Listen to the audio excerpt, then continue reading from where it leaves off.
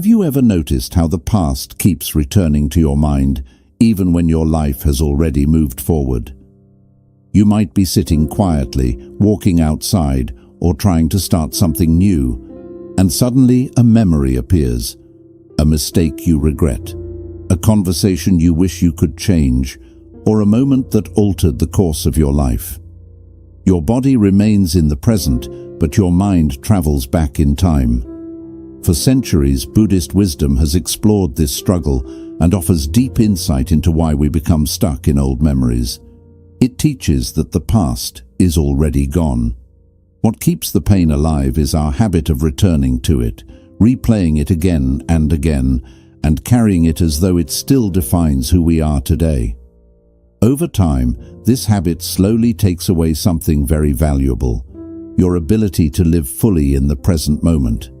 In this video, you will learn 6 powerful lessons that can help you release the past, quiet your mind, and begin creating a calmer and more meaningful present. The first lesson may completely change the way you see your past. Listen carefully. There is no need to force anything. Often, letting go begins simply by seeing things from a new perspective. Lesson 1. The past exists only in memory. One of the most powerful lessons in Buddhism is also one of the most simple. The past no longer exists. At first, this idea may seem obvious. Of course, the past is gone. Everyone understands that. Yet many people continue to live as if it is still happening. A memory appears in the mind, and the body reacts as though the event is taking place again. The heart starts to tighten, the stomach feels heavy, and the mind begins to spin with questions. Why did I say that? Why did I make that choice? What if I had done something differently? In Buddhist psychology, this habit is known as attachment to mental formations. The mind builds a story from a memory and then holds onto it as if it were real. But a memory is not reality. It is an echo, a reflection, a shadow of something that has already passed. Imagine watching clouds slowly drifting across the sky. At one moment they form a shape, and the next moment that shape is gone. The sky does not hold on to how the cloud looked a few minutes earlier. It simply allows the change to happen. Your mind can learn to respond in the same way. The Buddha taught that suffering grows when we mistake our thoughts for truth. A thought about the past may feel strong and emotional, but it is still only a thought appearing in the present moment.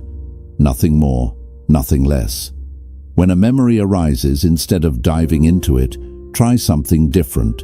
Pause, take one slow breath, then quietly say to yourself, "This is a memory. This is not happening now." This simple recognition creates space between you and the story your mind wants to replay. At first, the mind may resist. It has practiced revisiting the past for years, sometimes decades. Habits do not disappear immediately, but awareness weakens them.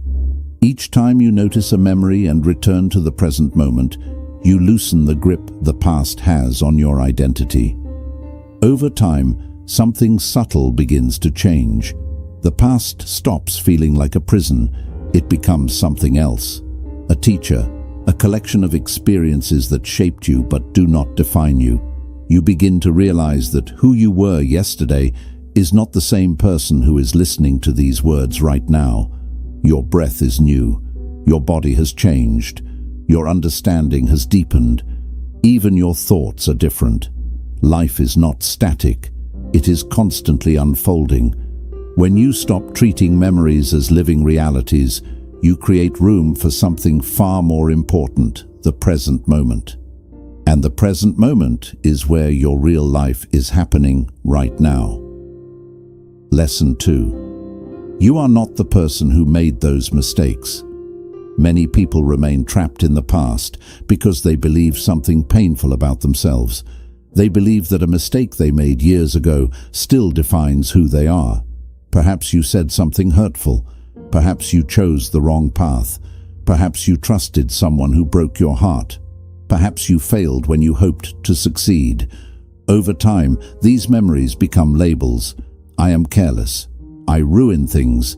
I always make the wrong choice. These labels feel permanent.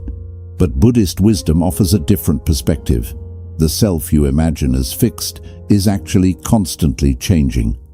The Buddha described this through the teaching of non-self, known as anatta. According to this insight, what we call a self is not a solid, unchanging identity. It is a collection of experiences, habits, thoughts, and conditions that are always shifting. In other words, the person who made that mistake no longer exists in exactly the same form. Your mind has learned. Your perspective has evolved. Your awareness has grown. Imagine meeting a younger version of yourself from 10 years ago.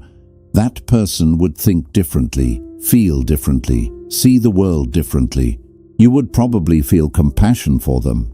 You might even want to guide them. So why is it so difficult to offer that same compassion to yourself now? When the mind clings to guilt, it creates the illusion that you are frozen in time. But life is movement. You are not the same person you were yesterday, and you will not be the same person tomorrow. Growth is not always visible in the moment, but it is happening. Every insight, every realization, every moment of regret that teaches you something deeper. These are signs that transformation is already underway. The Buddha never taught that humans must be perfect.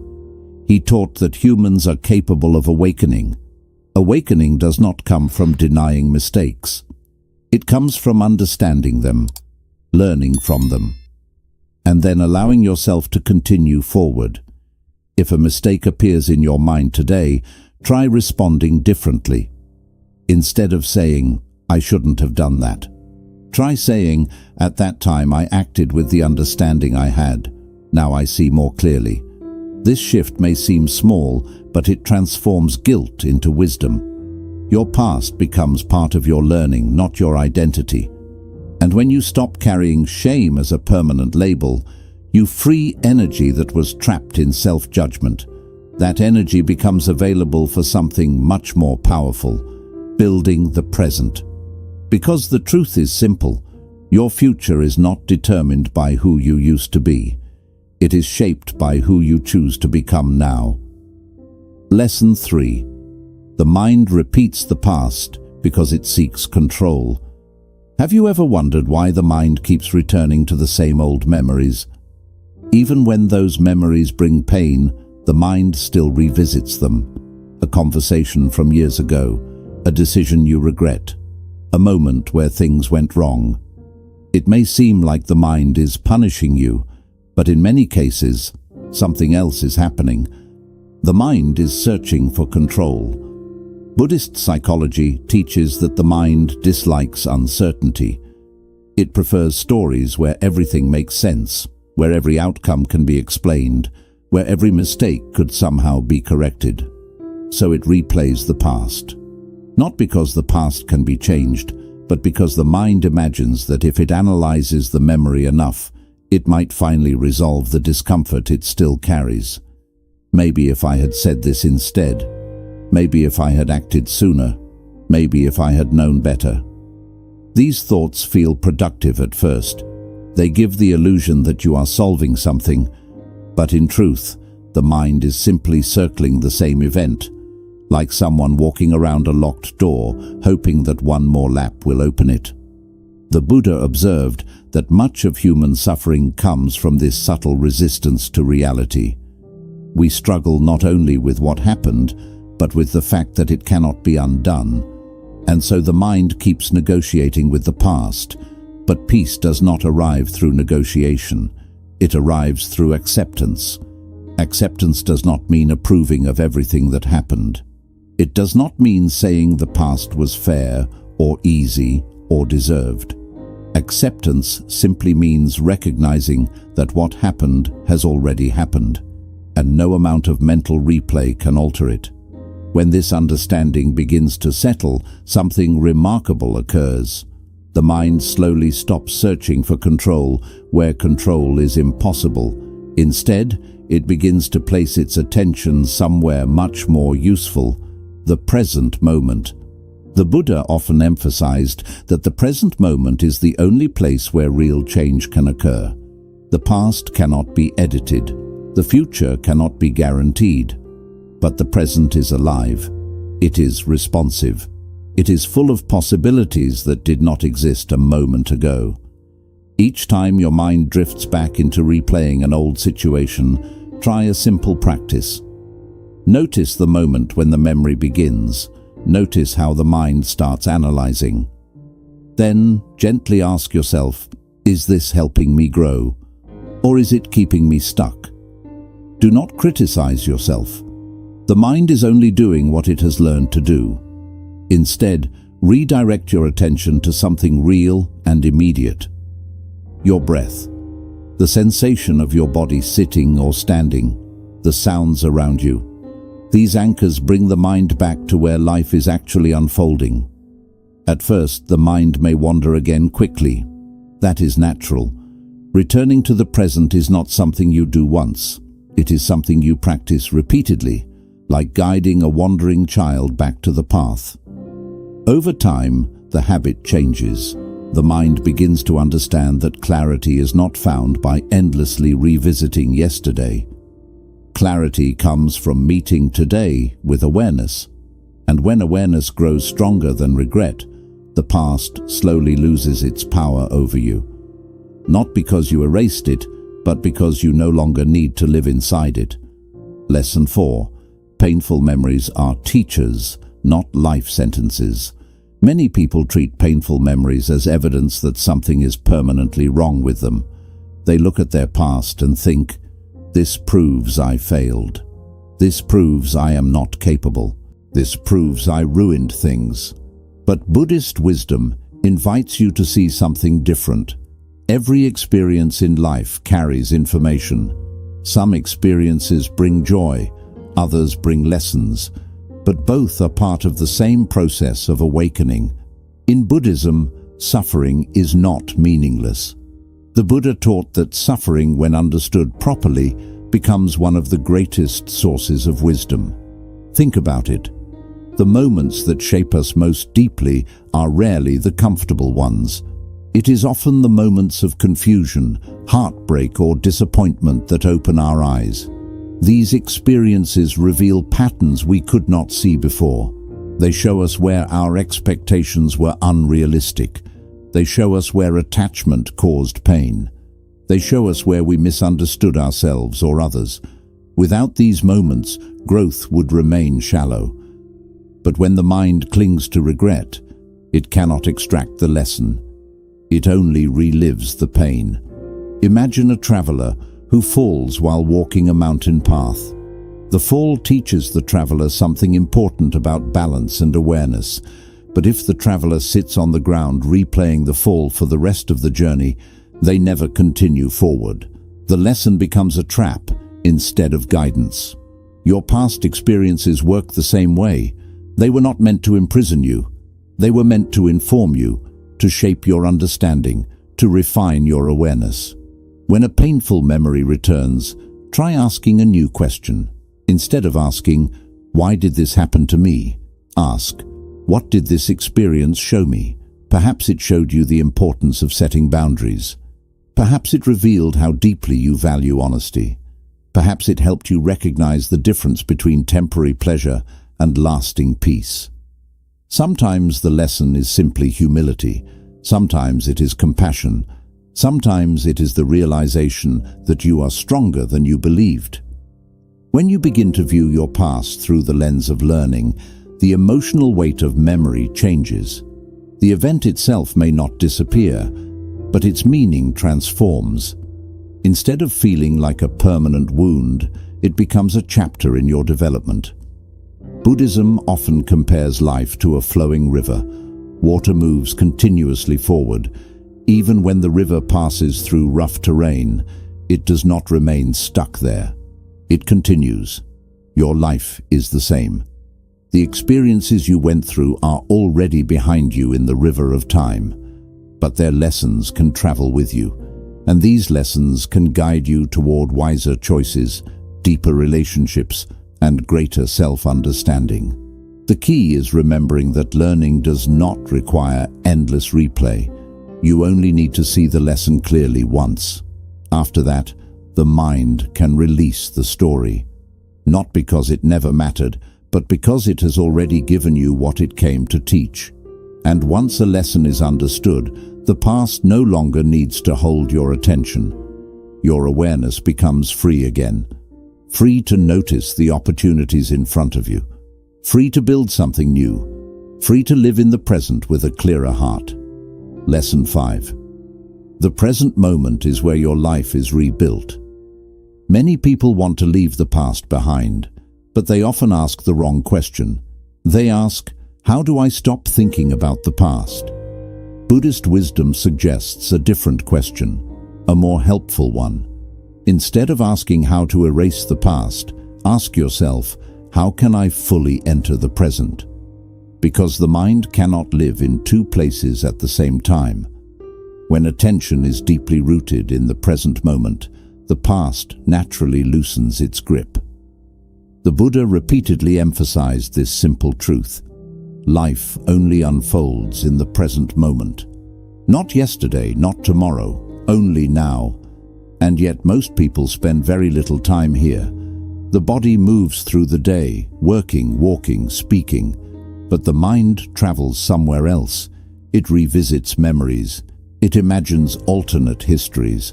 It rehearses conversations that already ended, but while the mind is wandering, something important is quietly passing by. Your life.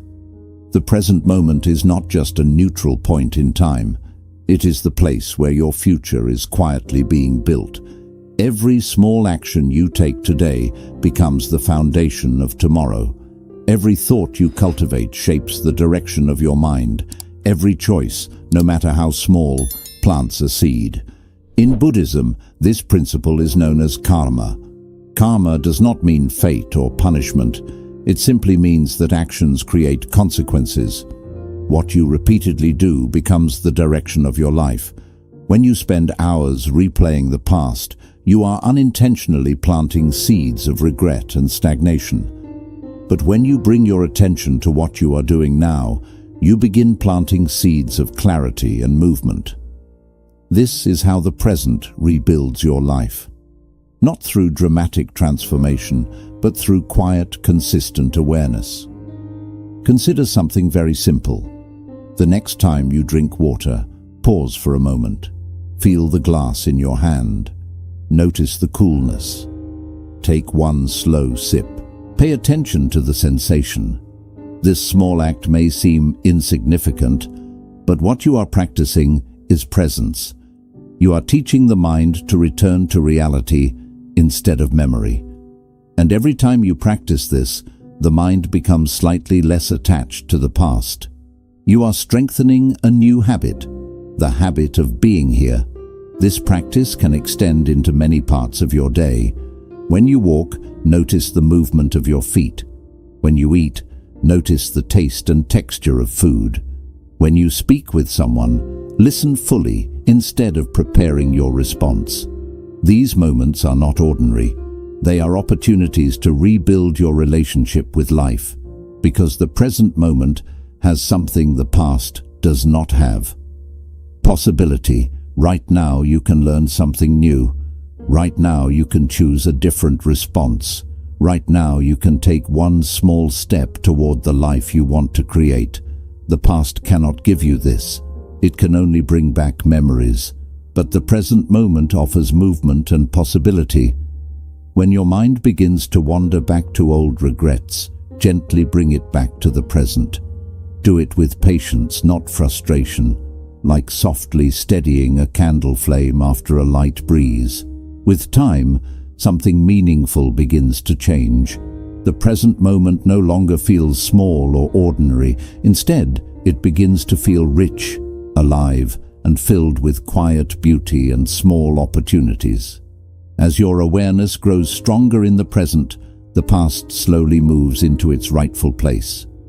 It is not erased or rejected, but it no longer controls you. your life starts to unfold where it was always meant to grow, here, in this moment. Lesson 6. Forgiveness is the door that releases the past. There is one final lesson that quietly holds the power to free you from the past. Yet many people resist it for years, sometimes for their entire lives. This lesson is forgiveness. Not because forgiveness is simple, but because it is often misunderstood. When people hear the word forgiveness, they sometimes think it means accepting what happened or pretending the pain was never real. But Buddhist wisdom teaches something far deeper. Forgiveness is not about denying the past. It is about freeing your heart from the burden of carrying it forever. Many people stay emotionally connected to their past because a part of them is still holding on to resentment. Maybe someone once betrayed your trust. Maybe someone said words that hurt you deeply. Perhaps someone left when you needed them the most. Or maybe the person you find hardest to forgive is yourself. A decision you regret. A moment you wish you could take back. A version of yourself that still brings feelings of shame. The mind keeps returning to these memories again and again. Not because it wants to suffer, but because it believes holding on to the pain will somehow protect you. It believes that resentment will stop the same hurt from happening again. But in reality, resentment does something very different. It keeps the past alive in your present life. Imagine holding a burning piece of coal in your hand. You hold it tightly because you want proof that you were hurt. But the longer you keep holding it, the more it burns you. Forgiveness does not mean pretending the coal was never there. Forgiveness means choosing to finally let it go. The Buddha often spoke about anger and resentment. He taught that hatred cannot end through more hatred. It can only end through understanding and compassion. This does not mean you approve of harmful actions. It simply means recognizing a deeper truth about human nature. Every person you meet acts according to the level of awareness they have at that moment. Some people act with kindness and clear understanding, while others act from fear, confusion, insecurity, or pain. When someone causes harm, it is often because they are struggling with their own suffering. This does not excuse their behavior, but it helps reveal something important. Their actions came from their inner struggles, not from your true worth. When you understand this, forgiveness becomes less about them and more about freeing yourself. It becomes an act of self-respect, a choice to stop carrying another person's ignorance inside your mind. Forgiving yourself is just as important. In fact, many people find it easier to forgive others than to forgive themselves. They repeat their own mistakes in their minds again and again. They speak to themselves with a harshness they would never use toward another person. But Buddhist wisdom reminds us that every human life is a journey of learning. No one enters this world with complete wisdom. We grow through experience, through mistakes, and through moments of confusion. Even the Buddha taught that awareness develops gradually. Understanding grows step by step over time. The person you were years ago did not have the same awareness you have today. They made choices based on the knowledge, emotions, and situation they had at that moment. If you keep punishing that past version of yourself forever, you block the growth that those experiences were meant to create. Instead of holding on to shame, try offering yourself compassion. Imagine speaking to your past self the same way you would speak to a close friend who made a similar mistake. You would not judge them endlessly. Instead, you would try to understand. You might say something like, "You didn't know then what you know now. You were doing the best you could at that moment. You are allowed to grow beyond this." That same kindness can also be directed toward yourself. This is where self-forgiveness begins. In Buddhist practice, forgiveness is rarely a single decision. More often, it is a gradual softening of the heart. You may need to release resentment again and again. Each time a painful memory returns, you gently choose not to hold on to it tightly. Instead, you pause and breathe. You acknowledge the pain and allow the story to slowly loosen its grip. You might quietly remind yourself, I choose peace instead of resentment. I allow this memory to stay in the past. I am free to continue moving forward. At first, this may feel unfamiliar. The mind may try to return to anger or guilt, and that is completely natural. Forgiveness is not about forcing emotions to disappear. It is about changing your relationship with them. Over time, something remarkable begins to happen. The emotional weight attached to old memories slowly fades. The events may still remain in your memory, but they no longer control your inner world. Your heart begins to feel lighter. Your mind becomes calmer, and the energy that was once trapped in resentment becomes available for something new: growth, creativity, and renewal. For meaningful actions. For building a present life that reflects who you are becoming, not who you used to be. The past does not fade away through struggle. It slowly disappears when the heart stops holding on to it. Forgiveness is the moment when that tight grip begins to soften. It is the moment when you understand that peace is far more valuable than holding on to pain. And when forgiveness truly begins to grow within you, something beautiful happens. The past no longer feels like a heavy chain, and your life starts moving forward again, calmly, gently, one peaceful step at a time. Letting go of the past does not happen in a single moment. It unfolds gradually, moment by moment, each time you choose awareness instead of regret, compassion instead of judgment, and presence instead of old memories. These 6 lessons from Buddhist wisdom are not strict rules to follow perfectly. They are gentle reminders that your life is always happening now, in this breath, in this very moment.